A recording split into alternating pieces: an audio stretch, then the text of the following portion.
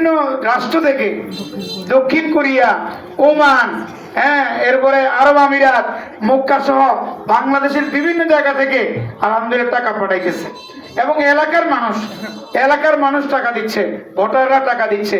আচ্ছা বলেন তো, যেই ব্যক্তি ভোটারের টাকায় নির্বাচিত হবে, তিনি ভোটারের কল্যাণে কাজ করবে নাকি নিজের জন্য কাজ করবে?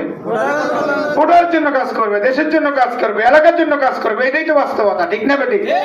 আর যারা শোনা যায়, সত্য মিথ্যা জানি না, একজন হুজুর একজনে শুধু নমিনেশন কিনতেই 98 কোটি টাকা লাগছে। কত?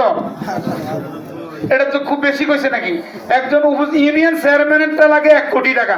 তো জিয়ানের টিয়ার বস্তা হিয়ানের বস্তা তো টিয়া দিতেই পারে, ঠিক না?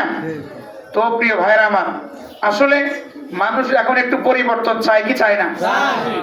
চরকাদিরের মানুষ পরিবর্তন চাইছে, ঘুরে দাঁড়াইছে।